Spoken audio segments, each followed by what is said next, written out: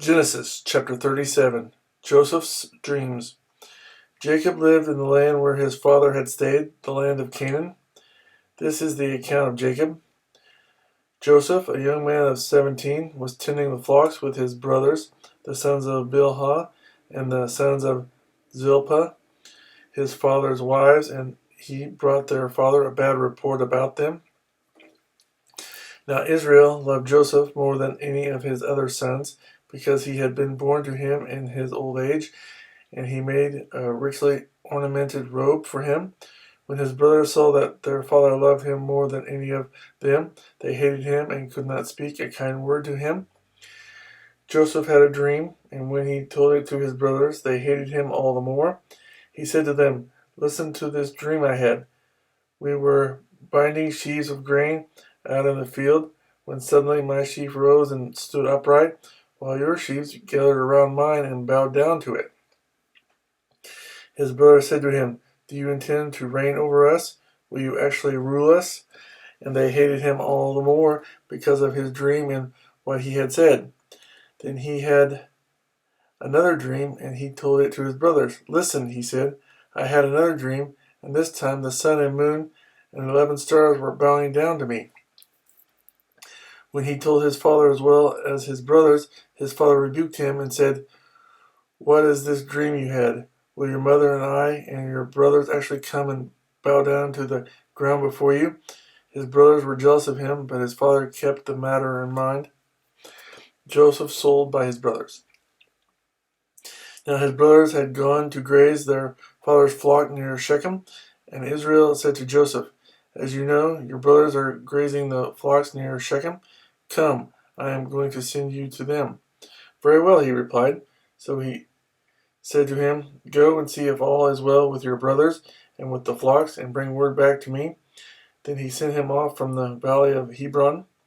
When Joseph arrived at Shechem, a man found him wandering around in the fields and asked him, "What are you looking for?"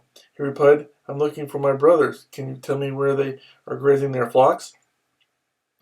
"They have moved on from here," the man answered. "I heard them say, 'Let's go to Dothan.'" So Joseph went after his brothers and found them near Dothan, but they saw him in the distance, and before he reached them, they plotted to kill him. "Here comes that dreamer," they said to each other. "Come now, let's kill him and throw him into one of these cisterns and say that a ferocious animal devoured him. Then we'll see what comes of his dreams." When Reuben heard this, he tried to rescue him from their hands. "Let's not take his life," he said.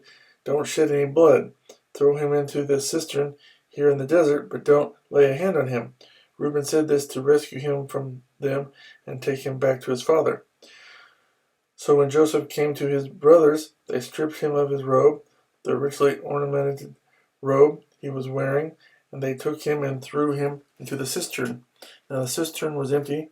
There was no water in it. As they sat down to eat their meal, they looked up and saw a caravan of Ishmaelites coming from Gilead. Their camels were loaded with spices, balm, and myrrh, and they were on their way to take them down to Egypt. Judah said to his brothers, "What will we gain if we kill our brother and cover up his blood? Come, let's sell him to the Ishmaelites and not lay our hands on him. After all, he is our brother, our own flesh and blood." His brothers agreed. So when the Midianite merchants came by, his brothers pulled Joseph up out of the cistern and sold him for 20 shekels of silver to the Ishmaelites, who took him to Egypt. When Reuben returned to the cistern and saw that Joseph was not there, he tore his clothes. He went back to his brothers and said, "The boy isn't there. Where can I turn now?" Then they got Joseph's robe, slaughtered a goat, and dipped the robe in the blood. They took the ornamented robe back to their father and said, "We found this. Examine it to see whether it is your son's robe." He recognized it and said, "It is my son's robe. Some ferocious animal has devoured him. Joseph has surely been torn to pieces." Then Jacob tore his clothes, put on sackcloth, and mourned for his son many days. All his sons and daughters came to comfort him, but he refused to be comforted. "No," he said in mourning, "will I go down to the grave to my son." So his father wept for him.